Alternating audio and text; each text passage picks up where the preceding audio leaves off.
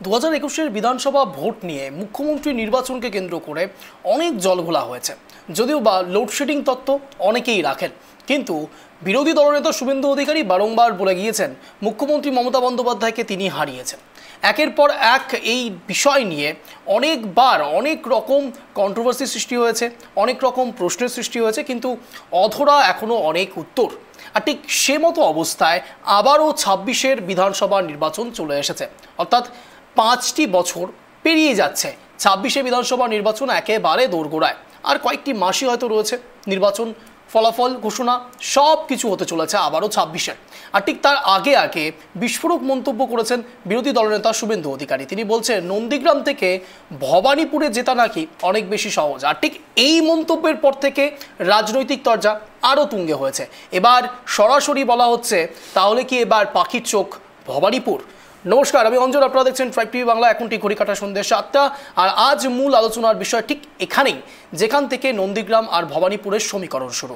বিরোধী দলনেতা শুভেন্দু অধিকারী মুখ্যমন্ত্রী মমতা বন্দ্যোপাধ্যায় প্রসঙ্গে একের পর এক বিস্ফোরক মন্তব্য করে গিয়েছেন। 2019-এ যখন তিনি সরাসরি তৃণমূল থেকে বিজেপিতে যোগদান করলেন, তখন অনেক রকম জলঘোলা তৈরি হয়েছিল। বলা হয়েছিল তৃণমূলের অর্ধেক বিষয় এখন আরও সামনে চলে আসবে। বিরোধী দলনেতা শুভেন্দু অধিকারী অনেক সময় ডেটের পর ডেট দিয়েছেন। তাকে হয়তো ডেট তত্ত্বে বেশি ভালো বলা যেতে পারে, তার কারণ ডেট নিয়ে তিনি নানান রকম প্রসঙ্গ তুলে ধরেন, এবং তার সঙ্গে সঙ্গে সিবিআই, ইডি বিভিন্ন প্রসঙ্গ তো রয়েছে। ঠিক এই মতো অবস্থায় তৃণমূল কংগ্রেসও বিরোধী দলনেতাকে খোঁচা মারতে একবারও পিছু হাঁটেননি। খোঁচা তিনি দিয়েই চলেছেন। এবার তৃণমূল কংগ্রেসের পক্ষ থেকে, বিজেপির পক্ষ থেকে আর ঠিক কোন কোন সমীকরণ সামনে আসে, এটাই এখন সবচেয়ে বড় প্রশ্ন, লাখ টাকার প্রশ্ন। আর ঠিক এ জায়গায় আমার প্রথম প্রতিবেদন আপনাদের সামনে রাখছি, তারপর আসছি বিস্তারিত আলোচনা। দেখুন, 2026-এ বিধানসভা নির্বাচন। ইতিমধ্যেই নিজেদের রাজনৈতিক জমি শক্ত করতে উদ্যোগী হয়েছে বিভিন্ন রাজনৈতিক মহল। সেই পথে পা বাড়ালো গেরুয়া শিবিরও। বড় পদক্ষেপ বিরোধী দলনেতা শুভেন্দু অধিকারীর। মুখ্যমন্ত্রী মমতা বন্দ্যোপাধ্যায়ের গড় ভবানীপুর বিধানসভা কেন্দ্র। সূত্রের খবর, ভবানীপুর বিধানসভার অন্তর্গত 73 নম্বর ওয়ার্ডে কার্যালয় তৈরির সিদ্ধান্ত নিয়েছেন নন্দীগ্রামের বিজেপি বিধায়ক, যাকে ঘিরে জোর জল্পনা শুরু হয়েছে রাজনৈতিক মহলে। মঙ্গলবার ভবানীপুরে বিজেপি নেতাদের সঙ্গে নিয়ে বৈঠক সারেন শুভেন্দু অধিকারী। সেই বৈঠকেই তিনি ভবানীপুরে কার্যালয় খোলার বিষয় নিয়ে আলোচনা করেন বলে জানা গিয়েছে।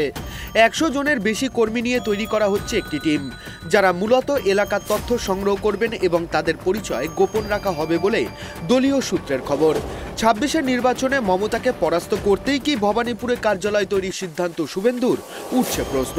ভবানীপুরের 77 নম্বর ওয়ার্ডটি সংখ্যালঘু অধ্যুষিত হওয়ায় সেই ওয়ার্ডটিকে বাতিলের খাতায় ধরে রেখেছেন শুভেন্দু। বিজেপির একাংশের মতে 77 নম্বর ওয়ার্ড বাদে বাকি ওয়ার্ডগুলিতে যদি লড়াই জারি রাখে বিজেপি, তাহলে ভবানীপুর যে গেরুয়া শিবিরের দখলে যাবে তা বলাই বাহুল্য। প্রসঙ্গত, লোকসভা ভোটে 77 নম্বর ওয়ার্ডেই বিজেপির চেয়ে 12,325 ভোট বেশি পেয়েছিল তৃণমূল। 24-এর লোকসভা নির্বাচনের ফলাফলে দেখা গিয়েছে ভবানীপুরে 8টি ওয়ার্ডের মধ্যে 5টিতে এগিয়েছিল বিজেপি। 63, 70, 71, 72 এবং 74 নম্বর ওয়ার্ডে এগিয়েছিল বিজেপি। এদিকে 73, 77 এবং 82 নম্বর ওয়ার্ডে তৃণমূল এগিয়েছিল। 73 নম্বর ওয়ার্ডের ভোটার খোদ মুখ্যমন্ত্রী। লোকসভা ভোটে এই ওয়ার্ডে মাত্র 279 ভোটে পিছিয়ে ছিল বিজেপি। আর সেই 73 নম্বর ওয়ার্ডেই কার্যালয় খুলতে চলেছেন বিরোধী দলনেতা শুভেন্দু অধিকারী। প্রসঙ্গত, 2021-এর বিধানসভা নির্বাচনে নন্দীগ্রামে শুভেন্দু অধিকারীর কাছে প্রায় 1900 ভোটে হেরে গিয়েছিলেন মমতা বন্দ্যোপাধ্যায়। এবারে কি মমতার গড় ভবানীপুরেই তাকে টার্গেট করছেন শুভেন্দু অধিকারী? প্রশ্ন উঠছে রাজনৈতিক মহলে। Bureau report, tribe TV Bangla. ঠিক এই জায়গায় আমাদের ডিবেট সেশন শুরু হবে। এই মুহূর্তে যারা আমাদের সঙ্গে জুড়ে রয়েছেন তাদের সঙ্গে পরিচয় পর্ব সার্ব রয়েছেন। আমাদের সঙ্গে মাননীয় আলী হোসেন, বিজেপি সমর্থক, বিজেপি মুখপাত্র। আমাদের সঙ্গে রয়েছেন মাননীয় রতন বালা, কংগ্রেস সমর্থক, কংগ্রেস নেতা। আপনাদের দুজনকে স্বাগত। আমাদের সঙ্গে তৃণমূল কংগ্রেসও জুড়বেন। আর ঠিক এই জায়গায় আমি প্রথম প্রশ্ন করবো আলীবাবুকে। আলীবাবু, কার্যত দেখুন, অলওয়েজ বলা হয়, সবসময় বলা হচ্ছে যে বিজেপি আনপ্রেডিক্টেবল, বিজেপিকে বোঝা যায় না আগে থেকে। আর ঠিক সে জায়গায় শুভেন্দু অধিকারী, বিরোধী দলনেতা শুভেন্দু অধিকারী, তিনি সরাসরি ভবানী ভবনকে টার্গেট করছেন পাখির চোখ করে 2026-এর বিধানসভা নির্বাচনে। আমি বলছি, যদি সত্যি জিতেও যায়, যদি মুখ্যমন্ত্রী মমতা বন্দ্যোপাধ্যায়কে হারিয়েও দেন, দিল্লি বিধানসভা কেন্দ্রের তো নিশ্চয়ই ফলাফলটা আপনারা জানেন। অরবিন্দ কেজরিওয়ালকে যিনি হারালেন, তিনি তো মুখ্যমন্ত্রী হলেন না, ডেপুটি মুখ্যমন্ত্রী হলেন, উপমুখ্যমন্ত্রী। আলীবাবু, দেখুন অঞ্জনবাবু, পরিষ্কার কথা বলি, শুভেন্দু অধিকারী পশ্চিমবঙ্গে 294টি বিধানসভার মধ্যে 294টি আসনে, তার মধ্যে এসটি কয়েকটা সিট বাদ দিলে সব আসনে উনি প্রার্থী হতে পারেন। অপরদিকে মমতা বন্দ্যোপাধ্যায় একটা আসন ছেড়ে দিয়ে 293টা আসনের ওই এসসি এবং এসসি সিট বাদ দিলে সবগুলো আসনে উনি দাঁড়াতে পারেন। তার মানেটা কি বললাম, একটা আসন ছেড়ে দিলাম কেন? অলরেডি একটা আসনে মমতা বন্দ্যোপাধ্যায় হেরে গেছেন, আপনারা জানেন, নন্দীগ্রাম। যে নন্দীগ্রামে মাননীয় শুভেন্দু অধিকারী জিতে গেছেন 1956 ভোটের ব্যবধানে। সেই কারণে বলছি, আমার উত্তরটা যেহেতু একই রকম, যে সমস্ত সাধারণ সিটে শুভেন্দু অধিকারী দাঁড়াতে পারেন। সে কারণে দল যদি ওনাকে ভবানীপুরে প্রার্থী করে অবশ্যই উনি দাঁড়াবেন। অপরদিকে এখানে 73 নম্বর ওয়ার্ডে মাননীয় শুভেন্দু অধিকারী মহাশয় পার্টির পক্ষ থেকে একটা অফিস খোলা হয়েছে, দলীয় অফিস খোলা হয়েছে। সেই অফিস আমাদের ভবানীপুরে আরো অন্য অন্য এলাকায় ছিল, দক্ষিণ কলকাতার সাংগঠনিক জেলার আওতায় ওটা আসে। সে কারণে আমাদের এখন সংগঠন বৃদ্ধি করবার জন্য প্রত্যেকটা বিধানসভাতে আমাদের কার্যালয় দরকার, সেই হিসাবে উনি খুলেছেন। দেখা যাক, দল যদি ওনাকে ওখানে নির্দেশ দেয় অবশ্যই তিনি দাঁড়াবেন। মানে আপনি বলতে চাইছেন আলীবাবু যে এটার মধ্যে কোনো রকম রাজনৈতিক গন্ধ নেই, শুধুমাত্র আপনাদের শ্রীবৃদ্ধির জন্যই আপনারা এটা করছেন, নাকি ওই লাইনটা শেষে বলতে হবে কি আশায় বাঁধি খেলা ঘর? না না, লাইন সেটা না, লাইন একটাই, সেটা হচ্ছে 26-এ তৃণমূল বাংলা থেকে সাফ হয়ে যাবে, এই ব্যাপারে কোনো চিন্তা নেই। 26-এ ভারতীয় জনতা পার্টির সরকার হবে। আজকে তার মহড়া শুধু না, আমরা তার প্রক্রিয়া 2025 সালে এই প্রথম মাসের প্রথম শুরু থেকে আমরা সেই কাজ শুরু করেছি। আপনারা জানেন, সমস্ত ধরনের ব্যবস্থা, কোনো মানে সাইড থেকে যেন কোনো কিছু ক্লু না থাকে, তার সমস্ত খুঁটিনাটি ব্যবস্থা আমরা ইতিমধ্যে গ্রহণ করতে শুরু করেছি। আমরা নির্বাচনে আমরা অপেক্ষায় নেই, তার আগেই আমরা কিন্তু নির্বাচনে অবতীর্ণ হয়েছি আমাদের সাংগঠনিক সেটআপ ঠিক করবার জন্য। আর আপনি যেটা বলছেন না, যে দিল্লিতে অরবিন্দ কেজরিওয়ালকে হারিয়েছেন তাই উপমুখ্যমন্ত্রী হয়েছে, ওইরকম বিষয় না।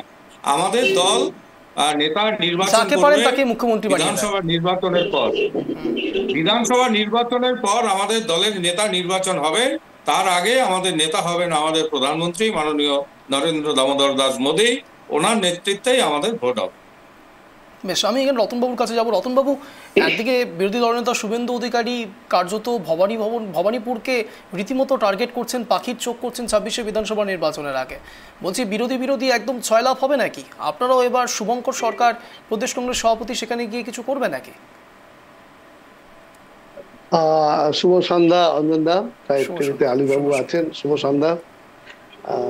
এখন আজকে একটা মানে শুভেন্দু অধিকারী ভবানীপুরে পাখির চোখ করছে, এটা নিয়েও আপনারা একটা প্রোগ্রাম করছেন যেহেতু বিরোধী দলনেতা হিসেবে, কিন্তু যাই হোক এটা করছেন আপনারা। কিন্তু দেখুন, উনি আমাদের প্রোগ্রাম করাকে নিয়ে কি আপনার খুব সমস্যা?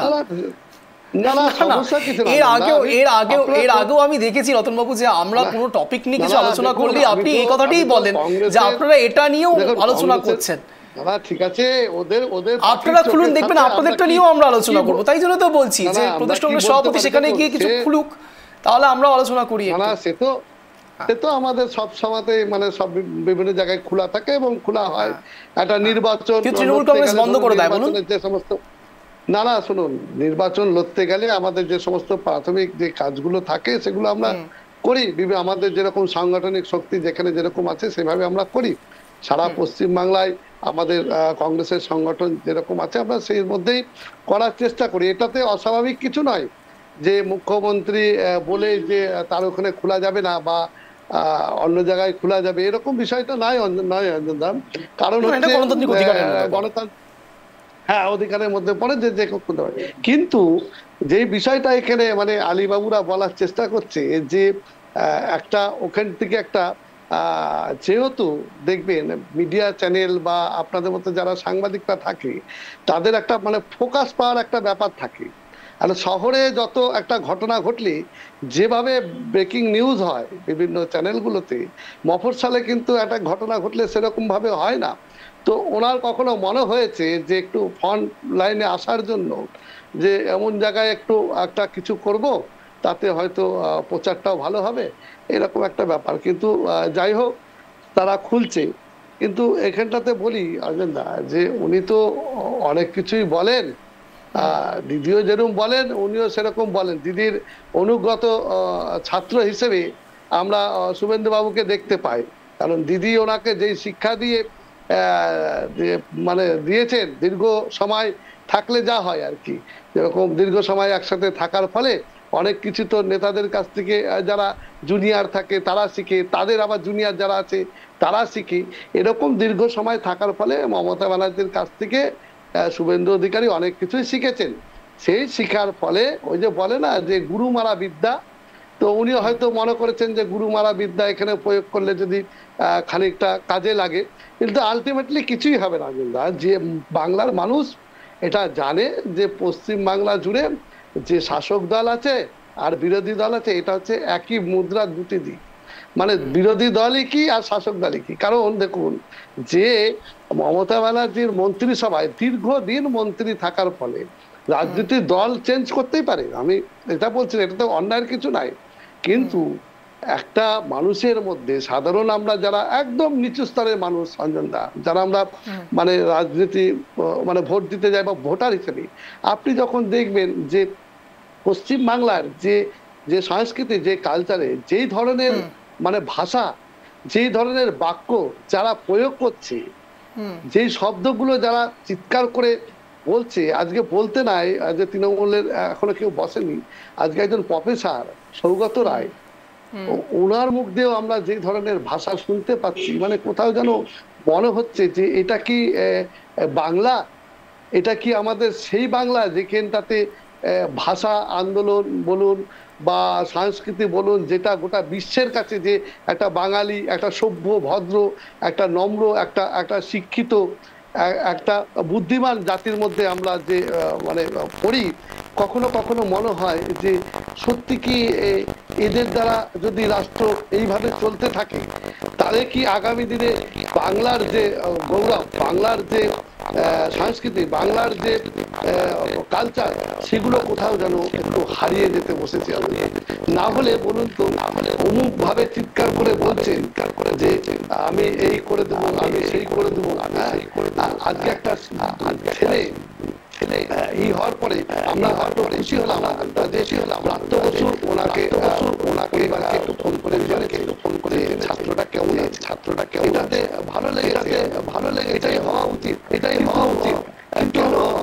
কেন কখনো কখনো এই ধরনের ব্যাপারগুলো কি আস্তে আস্তে হারিয়ে যাচ্ছে। আবার অন্যটা দেখছি একটা নাটকও দেখতে পাচ্ছি, নাটক বলবো না কি বলবো, যে উপাচার্য তিনি নাকি খুবই টেনশনে আছেন, তিনি হাসপাতালে ভর্তি হয়ে যাচ্ছেন, তার রক্তচাপ বেড়ে যাচ্ছে। বুঝতে পারছি না যে যিনি একজন শিক্ষক, তিনি একজন আচার্য, যাকে আমরা তার ব্যবহার আচরণীয়, তাদেরকে দেখে বাংলার ছাত্র সমাজ, যুবক, যাদেরকে আমরা বুদ্ধিজীবী, রতনবাবু আপনি কি লজিকে বলতে চাইলেন আমি এই জায়গাটা শুধু একটু বুঝতে পারলাম না। আমি মানে অধ্যাপক হলে বা উপাচার্য হলে পরে কি তাদের রক্তচাপ বাড়তে পারে না? বাড়তে পারে, কিন্তু এই ঘটনার পরিপ্রেক্ষিতে বাড়ছে, আমি সেটা বলতে যাচ্ছি অঞ্জনা। আপনার শারীরিক, আমাদের শরীরের সবারই যে কোনো সমস্যা হতে পারে, কিন্তু এই ঘটনার সাথে তার রক্তচাপ বেড়ে যাওয়ার একটা প্রসঙ্গ যে নিয়ে আসছে, সেটাই বড় আশ্চর্যের ব্যাপার। আমি সেই কথাটা বলতে চাচ্ছি। আর এরকম তো হতে পারে রতনবাবু যে দেখুন, শারীরিক বিষয় প্যালপিটেশন হতেই পারে, যে এত আন্দোলন হচ্ছে, এত বিক্ষোভ প্রদর্শন হচ্ছে, একজন উপাচার্যের শারীরিক দিক থেকে অক্ষমতা একটু তৈরি হতেই পারে। এটার মধ্যে কি সত্যি কোনো রাজনীতির গন্ধ রয়েছে রতনবাবু? না না, আমি সেটা একদমই বলছি না অজন্দা, কিন্তু ধরুন একটা ঘটনা হচ্ছে, আমি ধরুন স্কুলের একজন শিক্ষক বা একজন প্রধান শিক্ষক, স্কুলে একটা ঘটনা ঘটলে সে ছাত্ররা যদি এরকম ঘটনা ঘটায়, তাহলে ছাত্রদের প্রথম আমাদের কাজ হচ্ছে ছাত্রদের পাশে গিয়ে দাঁড়ানো। প্রথম কাজ, যে যেই ছাত্রটা আহত হলো বা আমার কি হলো না হলো, আমি কিন্তু প্রথমে ছুটে যাব আমার সন্তান তুল্য ছাত্ররা, তার কাছে আমার প্রথম ছুটে যাওয়া দরকার যে তোমার কি হয়েছে, তোমার এখন ভালো আছো তো, বা তোমার চোখটা কেমন আছে, সেটা দেখা উচিত। কিন্তু অন্তত আমরা দেখতে পাচ্ছি একটা ভয়ঙ্কর একটা ব্যাপার যে যেই ছাত্র আহত হয়েছে, যার চোখ খাম হয়েছে, তার বিরুদ্ধে প্রশাসনিক কেস তার উপরে চাপিয়ে দেওয়া হয়েছে। গতকাল দেবাংশু ভট্টাচার্যের যদি আপনি সাংবাদিক বৈঠকটা খেয়াল করে দেখেন, তিনি কিন্তু একটি ছবি হাইলাইট করেছেন, বিশেষত এসএফআই এর পক্ষ থেকে যে অভিযোগ তোলা হচ্ছে তৃণমূল কংগ্রেসের পক্ষ থেকে, যে এসএফআই থেকে এই ছবি সোশ্যাল মিডিয়ায় ছাড়া হচ্ছে, যে কি গাড়ির নিচে পড়ে যাচ্ছে সেই আহত ছাত্র। কিন্তু প্রসঙ্গত তারা বলার চেষ্টা করছেন যে এই ভিডিও কোথায়, যে ফটোর বেসিসে আমরা কথাগুলো বলছি তার তো নির্দিষ্ট কোনো স্ন্যাপ নেওয়া রয়েছে ভিডিও থেকে, সেই ভিডিওটি কেন প্রকাশ্যে আনা হচ্ছে না? 5টি প্রশ্ন মূলত দেবাংশু ভট্টাচার্য রেখেছিলেন, সেই 5টি প্রশ্নের এখনো পর্যন্ত সেভাবে কিন্তু এসএফআই এর পক্ষ থেকে উত্তর পাওয়া যায়নি। রতনবাবু, না বলি, কে কি বললো, কে দেবাংশু না, ঠিক আছে, উনি কি বললেন না বললেন তাতে কোনো যায় আসে না। আমাদের সঙ্গে ইতিমধ্যে জুড়ে গিয়েছেন মাননীয় গৌরাঙ্গ চৌহান, তৃণমূল সমর্থক। গৌরাঙ্গবাবু, আপনাকে স্বাগত। আমাদের সঙ্গে আলীবাবু রয়েছেন, আলী হোসেন, বিজেপি মুখপাত্র। আমাদের সঙ্গে রয়েছেন মাননীয় রতনবালা, কংগ্রেস সমর্থক, কংগ্রেস নেতা। আমি আবারও ব্যাক টু রতনবাবু। রতনবাবু বলুন। দেখুন রঞ্জন দা, কে দেবাংশু, কে কি বললো সেটা প্রশ্ন না রঞ্জন দা। এত বড় একটা ঘটনা ঘটেছে যেখানে ব্রাত্য বসুর মতো একজন শিক্ষামন্ত্রী ছাত্রটার খোঁজ নিচ্ছে, তার পরিবারের খোঁজ নিচ্ছে। আজকে মাননীয়ার একটু মনে হলো না যে একটা ছাত্র এরকম আহত হয়েছে, তাকে একটু খোঁজ খবর নিই, তিনি কিছু বলুক? তিনি বলছে না। কোথাকার, মানে কি বলবো, খারাপ ভাবে যদি বলি আপনারা তখন বলবেন যে কে দেবাংশু, কে কি, কে কেমন বলছে, সেটা নিয়ে আপনি কথা বলছেন। আজ আমাদের এটা টপিক কি রতনবাবু, আমরা অন্যদিকে চলে যাচ্ছি। না, হ্যাঁ, প্রসঙ্গ অন্যদিকে চলে যাচ্ছে। অঞ্জন দা, আমি একটা আলীবাবুকে প্রশ্ন করতে চাই যে আলীবাবু, উনি তো নন্দীগ্রামে দাঁড়িয়ে মাননীয়াকে হারিয়েছেন, ঠিকই আছেন, উনি কথায় রাজ্য জনসভায় বলেন যে উনি হারিয়েছেন, ঠিক আছে। তাহলে কি আমরা আশা করতে পারি তো ভবনে এবার আমাদের বিরোধী দলনেতা দাঁড়াচ্ছে, ভাই বোনের লড়াইটা আমরা আশা করি দেখতে পাবো? আমি এই উত্তরটা আলীবাবুর থেকে বেশি গৌরাঙ্গবাবুর থেকে নেওয়ার চেষ্টা করবো। গৌরাঙ্গবাবু, কার্যত কিছুক্ষণ আগে আপনি ছিলেন না, রতনবাবু বলছিলেন কথা প্রসঙ্গে যে শুভেন্দু অধিকারী, বিরোধী দলনেতা শুভেন্দু অধিকারী মমতা বন্দ্যোপাধ্যায়ের এক সময়ের বেশ স্নেহভাজন ছিলেন। আমার ঠিক মহাভারতের ওই দ্রোণাচার্য এবং একলব্যর কথা মনে পড়ে, কিন্তু একলব্যর আঙুলটা নিয়ে নেওয়া হয়েছিল। এক্ষেত্রেও কি শুভেন্দু অধিকারী আঙুল নিয়ে নেওয়া হয়েছে আগে থেকে, নাকি নেওয়া হবে, কোনটা?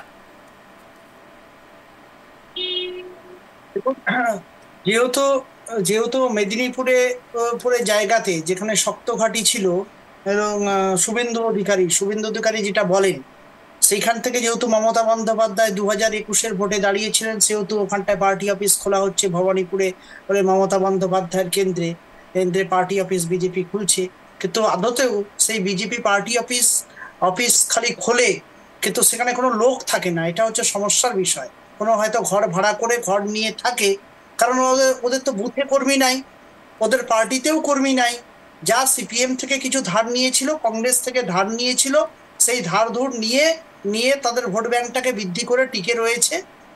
সুতরাং শুভেন্দু অধিকারী ভবানীপুরে খুললো না, কোন জায়গাটায় গিয়ে খুললো, কি করলো, ওটা শুধু হাইলাইট হওয়ার জন্য এবং নিজে রাজনীতিতে টিকে থাকার জন্য।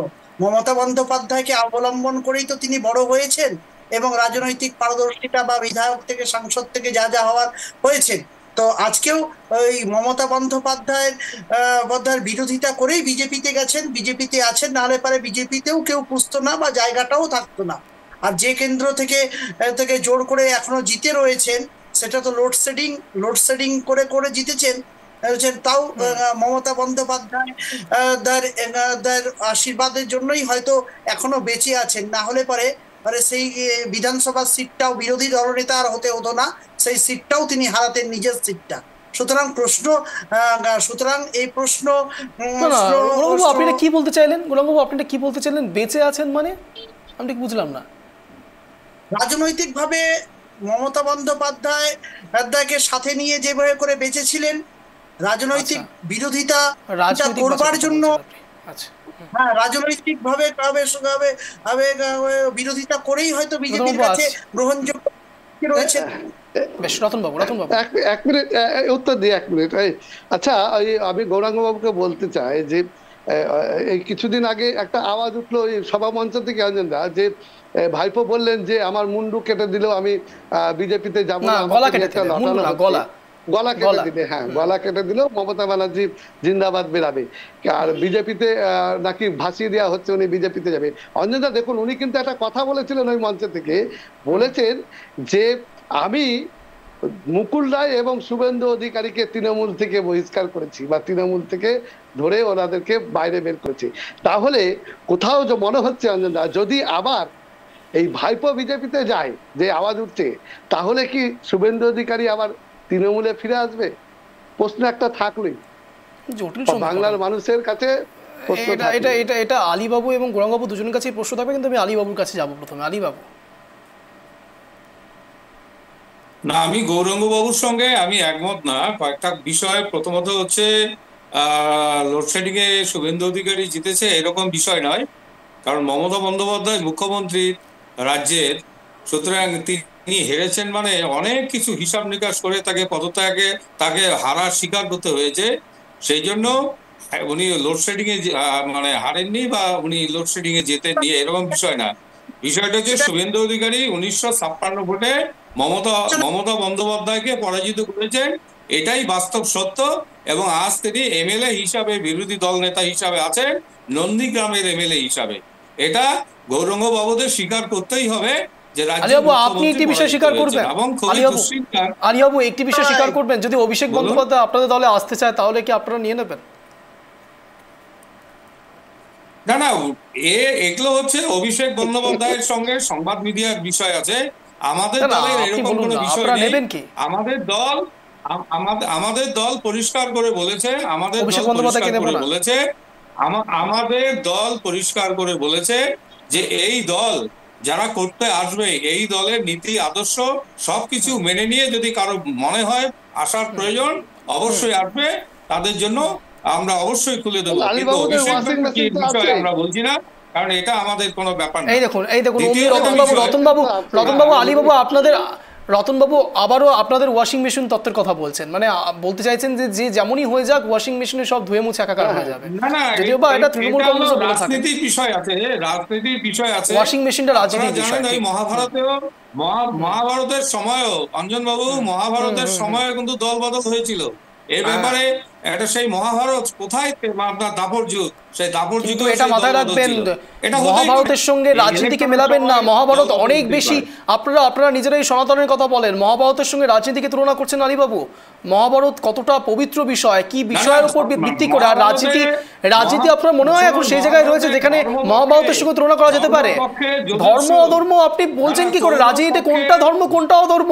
আজ তৃণমূলে রয়েছে, কাল বিজেপিতে চলে যাচ্ছেন, আপনি ধর্ম অধর্মের কথা বলছেন। পাণ্ডব পক্ষে এসেছিল। না না, এইটাই তো ধর্মযুদ্ধ হতে যাচ্ছে দাদা, এইটাই ধর্মযুদ্ধ। 2026 সালের যে বিধানসভা ভোট, এটাও নিশ্চিত রূপে এটা একটা ধর্মযুদ্ধ হতে যাচ্ছে। একদিকে ধর্মপক্ষ, 21-এ কি হয়েছিল, বিধর্মী পক্ষ সব থাকবে। আলীবাবু 21-এ কি হয়েছিল? আলীবাবু 21-এ কি হয়েছিল? আলীবাবু 21-এ কি হয়েছিল? 21-এ ধর্ম অধর্মের লড়াই হয়নি? 21-এ সেমিফাইনাল, 26-এ ফাইনাল নিশ্চিত। যদি 26-এ হেরে যান, যদি 26-এ হেরে যান তাহলে বলবেন যে 19টা কোয়ার্টার সেমিফাইনাল ছিল, এটা সেমিফাইনাল, তারপরে আবার ফাইনাল হবে। আচ্ছা বেশ, ঠিক এই জায়গায় মুখ্যমন্ত্রী মমতা বন্দ্যোপাধ্যায় 27 তারিখ ঠিক কি বলেছিলেন একবার আপনাদের সামনে রাখছি, দেখুন। বেশ আলীবাবু আসছি, দেখুন। ওদের তো আয়ু 2 মাস না 3 মাস, তারপরে তো 5 বছর আমাদের হাতে থাকবে। এত ভয় পাওয়ার কি আছে?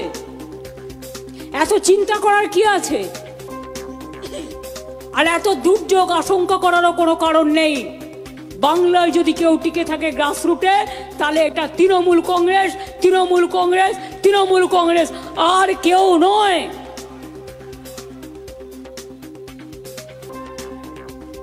খেলা আবার হবে। 2026-এর খেলাটা আর একটু জোরে মারতে হবে, বল জোরে মারতে হবে। আমরা অপপ্রচারের উত্তর দিতে জানি, আমরা ছলনার উত্তর দিতে জানি। দেখুন, জানেন রাজনৈতিক ব্যক্তিত্বদের মানে যেভাবে তারা বক্তব্য রাখেন, কার্যত যদি সেইভাবে বক্তব্য তারা রাখেন মঞ্চে, তাহলে অনেক সময় নাকি গায়ে কাটা দেয়। অর্থাৎ নেতারা হয়ই সেরকম, তাদের পার্সোনালিটি সেরকম হয়, ব্যক্তিত্বই সেরকম হয়। মুখ্যমন্ত্রী মমতা বন্দ্যোপাধ্যায় যখন বলেন না যে খেলা হবে, তখন আপনাদের কি মনে হয় জানি না, আমাদের গায়ে না খুব কাটা দেয়। কেন বুঝতে পারি না, তার কারণ খুব খেলা হবে ব্যাপারটা কেমনভাবেই যেন একটু ইন্টারাকশন হয় ওই বিষয়টিতে। এবং সেই জায়গায় মুখ্যমন্ত্রী মমতা বন্দ্যোপাধ্যায় বলছেন যে এত ভয় পাওয়ার কি আছে। সাইকোলজি অনুসারে যারা নিজেরা ভয় পায় তারাই এই কথাগুলো বেশি করে বলেন যে এত ভয় পাওয়ার কি আছে। আমি জানি না এখানে কোন সাইকোলজি খাটছে, আদৌ রাজনীতি নাকি রাজনৈতিক সাইকোলজি আবার ডিফারেন্ট হয়, আমি জানি না। রতনবাবু যদি জেনে থাকেন একটু বলবেন প্লিজ। দেখো রঞ্জনদা, এর মধ্য দিয়ে মাননীয় বুঝিয়ে দিচ্ছেন যে রেডি হয়ে যাও। মানে ওই যে যত সব ভুতুরে ভোটারের কথা বলছে, এলাকায় এলাকায় নেমে পড়েছে, মানে ওই ভূত দিয়ে ভূতকে তাড়ানোর চেষ্টা করছে। অঞ্জনদা, ভূতকে যদি ভূত দিয়ে তাড়ানোর চেষ্টা করে তাহলে কি আর ভূত কখনো পালায়? তো মাননীয় চাচ্ছে যে কোনো চিন্তা নাই, 5 বছর আমরাই থাকবো, আমরা ছিলাম, আমরা আছি, ভয় পাওয়ার কোনো কারণ নাই। তার মানে তোমরা যেই কাজগুলো করেছে এর আগে, যেভাবে আমাকে মসনাদে বসিয়ে রেখেছো, আবার সেইভাবে তোমরা রেডি হয়ে যাও। বাদ বাকি আমি দেখে নেবো, কোথায় মোদিকে কি বলতে হবে, কেন্দ্র বাহিনীর সাথে কি করতে হবে, হ্যাঁ এগুলো আমরা সব দেখে নেবো। পুলিশ প্রশাসন তাদেরকে কিভাবে ব্যবহার করতে হবে এগুলো ওনার জানা আছে অঞ্জনদা। এর আগে উনি এগুলো আপনাকে নিঃসন্দেহে বলতে হচ্ছে মমতা বন্দ্যোপাধ্যায় একজন দক্ষ রাজনৈতিকবিদ। দেখুন, দক্ষতা দুরকম দিক আছে অঞ্জনদা। দক্ষতা, একটা ভালো কাজের দক্ষতা আছে আর একটা খারাপ কাজের দক্ষতা আছে। এখন উনি যেই দক্ষতা দেখাচ্ছে বাংলার মানুষকে, বাংলার যে মানে বহরমপুর লোকসভা কেন্দ্রের কথা মনে পড়ে যায়। অধীর রঞ্জন চৌধুরী ঠিক এইভাবেই বলেছিলেন, মমতা বন্দ্যোপাধ্যায় নিজে আসুক, চ্যালেঞ্জ করে বলছিলেন। অধীর রঞ্জন চৌধুরীর জায়গায় মুখ্যমন্ত্রী মমতা বন্দ্যোপাধ্যায় তো এলেনই না, ইউসুফ পাঠান এলেন এবং হারিয়ে দিয়ে চলে গেলেন। মুখ্যমন্ত্রী মমতা বন্দ্যোপাধ্যায় দক্ষতা কি সাংঘাতিক একবার চিন্তা চৌধুরী কখনোই অধীর চৌধুরী কখনোই বলেনি যে অন্ধকার করে লোডশেডিং করে আমাকে ভুল করে। আপনি বলছেন নাকি বহরমপুর লোডশেডিং হয়েছিল? না, বলি যে ওই যে যেটা বললো গৌরাঙ্গ বাবু, যেটা বললেন যে এইভাবে মমতা ব্যানার্জিকে হারানো হয়েছে। মমতা ব্যানার্জি হারেনি, ওখানে মমতা ব্যানার্জি জিততো, ওই লোডশেডিং করে অমুক করে তমুক করে ওখানে জিতেছে। তার মানে কি? অধীর রঞ্জন চৌধুরী কিন্তু কখনো সে কথা বলেনি। অধীর রঞ্জন চৌধুরী বলেছেন যে মেরুকরণ হয়েছে আর কিছু মানুষকে পাইয়ে দেওয়ার জন্য, এটা যাই হোক মানুষ ভুল বুঝেছে বা যা করেছে উনি এটা মেনে নিয়েছে, হার জিত আছে এটা মেনে নিয়েছে। কখনো বলেনি যে লোডশেডিং করে পা ভাঙেনি, তবুও পা ভাঙা দেখিয়ে বিভিন্ন বিধানসভা নির্বাচনে হুইল চেয়ারে ঘুরে বেড়িয়ে মানুষের সিম্পাতি আদায় করে আর ভোটের সময় কিছু পাইয়ে দিয়ে আর এবং ভূতগুলোকে ছেড়ে দিয়ে জোর জবরদস্তি করে দখলের রাজনীতি করে জিতা। 91-92 রাজীব গান্ধীর মতো। কি বলছেন অঞ্জনদা? কার সাথে কার তুলনা করছেন? এই সে একই রকম তো, আলটিমেটলি সেটাও তো সিম্পাথি ভোট ছিল, সবাই বলতেন, আপনাদের বিরোধী শিবির বলতেন, আমরা বলছি না। আরে কি তুলনা কোথায়? রাজনৈতিক ব্যক্তিত্বরা এটা বলতেন। সাহেবরা বলেন, শুনেন বলি আলী সাহেবরা বলেন যে কংগ্রেস মুক্ত ভারতবর্ষ চায়, পশ্চিম বাংলায় মাননীয় বলেন কংগ্রেস মুক্ত পশ্চিম বাংলা চায়, তাই সাম্প্রদায়িক দলকে পশ্চিম বাংলায় প্রতিষ্ঠিত করেছেন। যেহেতু কংগ্রেস মুক্ত চাই মোদী বলেছেন, উনিও তাই বলছেন। আজকে বলুন তো, যখন রাজীব গান্ধী ভোটে জিতেছিল 420টা আসন পেয়েছিল, কখনো বলেছিল ইসবার 400 পার বা বিরোধীদেরকে শূন্য করে দাও বা বিজেপি কোনো দল থাকবে না গোটা ভারতবর্ষে?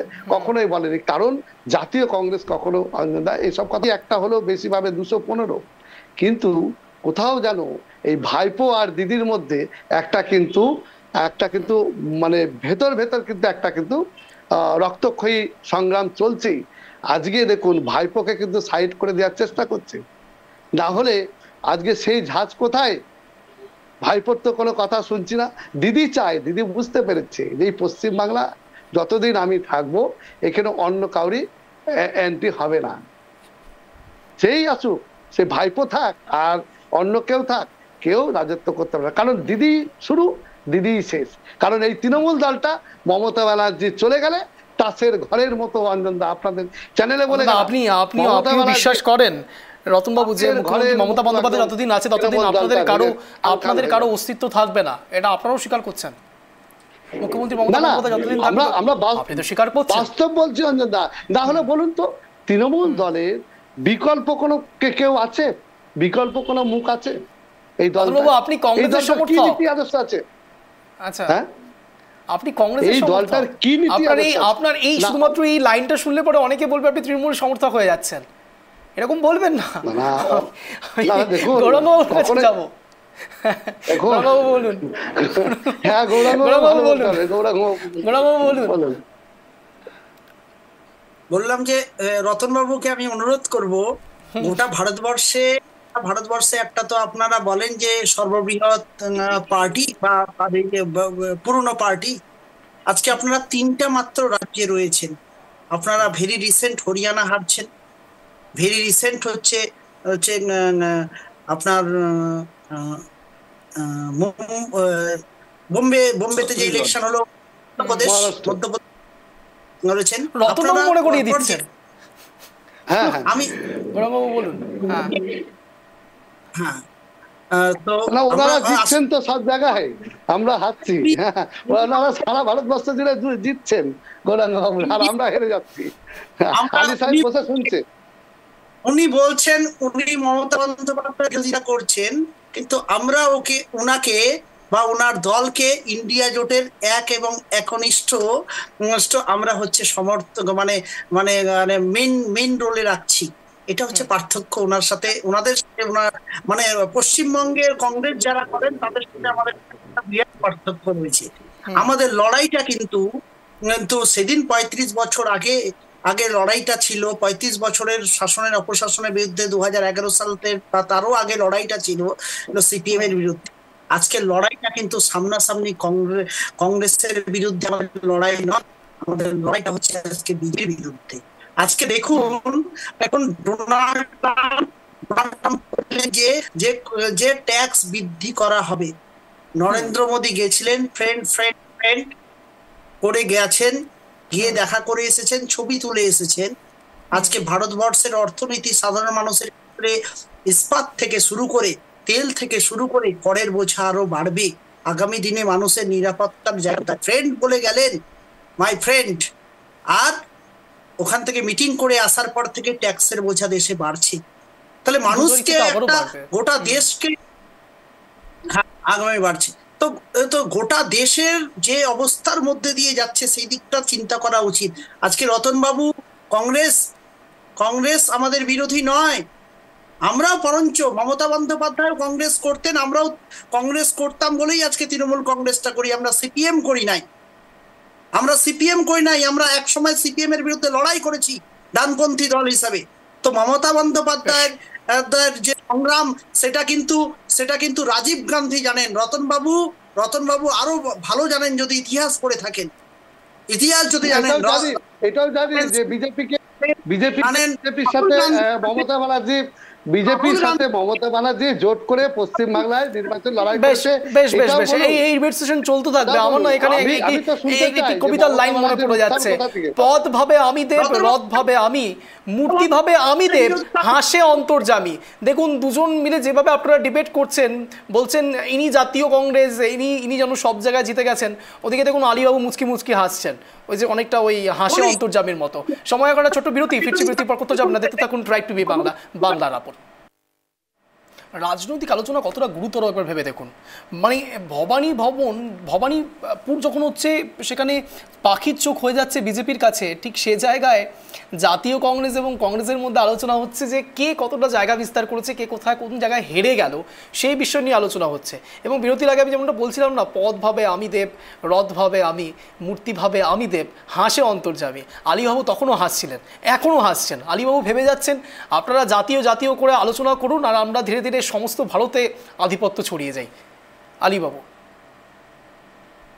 না, সে তো ঠিকই আছে। দেখুন, সর্বভারতীয় দল বিজেপি, সর্বভারতীয় দল কংগ্রেস, এটা তো মানে একটা পাগলও স্বীকার করবে যে কংগ্রেস কিন্তু সর্বভারতীয় পার্টি, কিন্তু ওদের যা নীতি, ওদের যা এই মুহূর্তে যা পজিশন, সেই হিসাবে ওরা কোনো ক্রমে ভারতবর্ষের অন্যান্য রাজ্যগুলোকে তারা কোনো ক্রমে ক্ষমতায় আসতে পারছে না।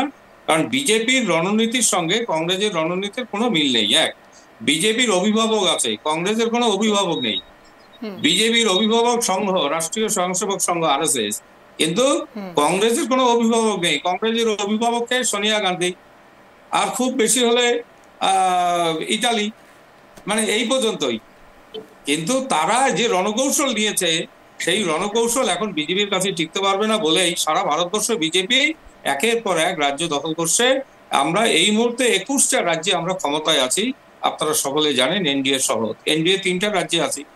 তো পশ্চিমবঙ্গে এবার আমরা মিশন করেছি 2026 সালে পশ্চিমবঙ্গ আমাদের মিশন হবে এবং 2026 সালেই আমরা পশ্চিমবঙ্গে সরকার গঠন করব। মমতা বন্দ্যোপাধ্যায় বলেছে আরো 5 বছর নাকি আমাদের থাকতে হবে। কোথায় থাকতে হবে? 2026 সালের মানে ফেব্রুয়ারি মাসের খুব বেশি হলে 28 তারিখ পর্যন্তই আপনারা আছেন, তারপরে আর আপনারা থাকতে পারবেন না।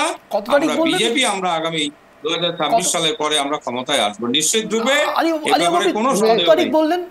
আসি রতনবাবু, কত তারিখ বললেন আপনি? 2026 সালের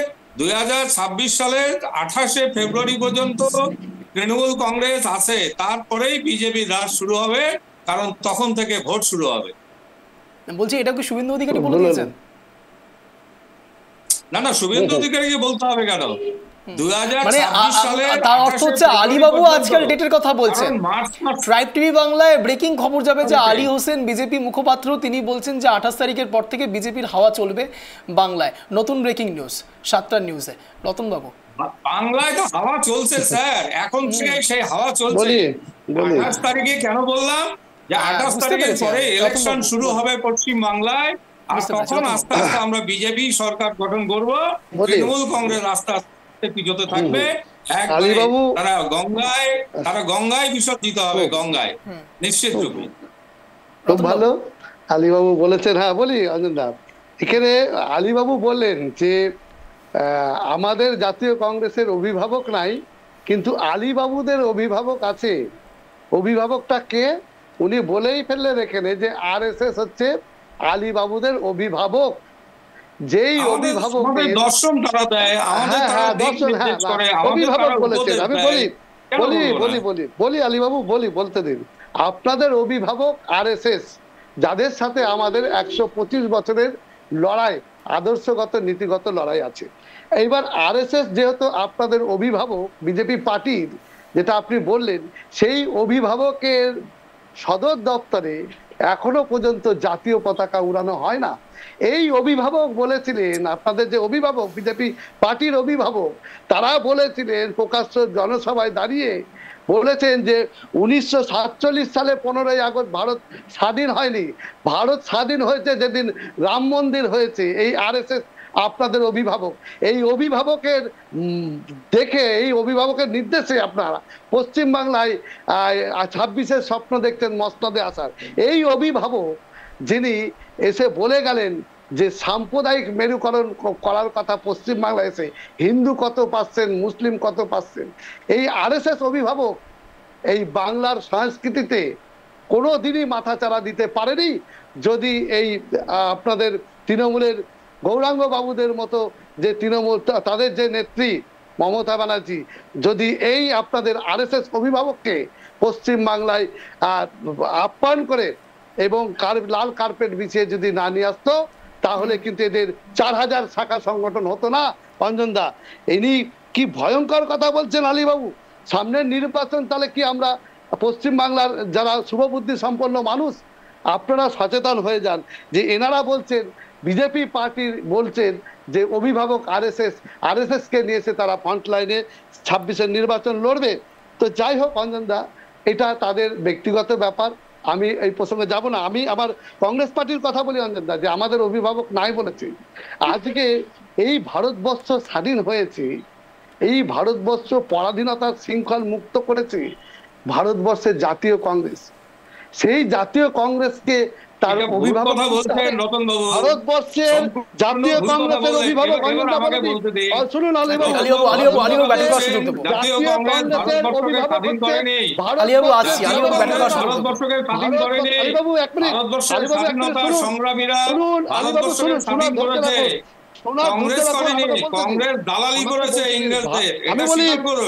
আমাদের অভিভাবক বলি, আমাদের ভারতবর্ষের জাতীয় কংগ্রেসের অভিভাবক ভারতবর্ষের 140 কোটি 50 কোটি জনগণ, এরা হচ্ছে জাতীয় কংগ্রেসের অভিভাবক।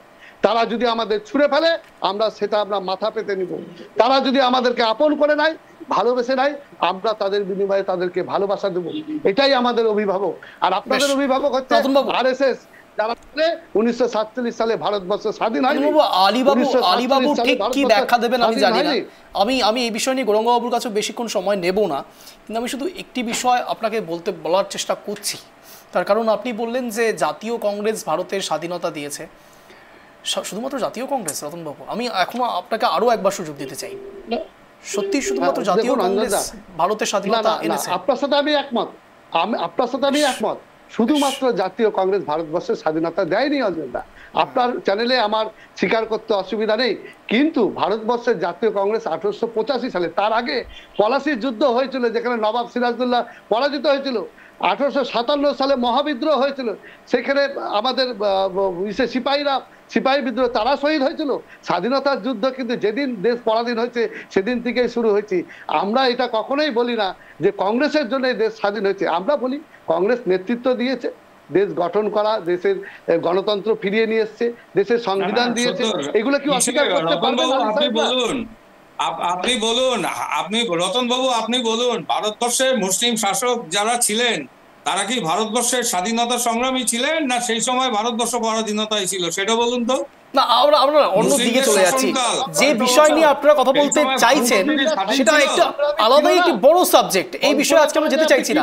রতন বাবুকেও আমি থামাতে চাইছি, আলিবাবুকেও থামাতে চাইছি। আমি এখানে গৌরাঙ্গবাবুর কাছে যাবো, প্লিজ। না, আজ আমাদের এটা টপিকই নয়।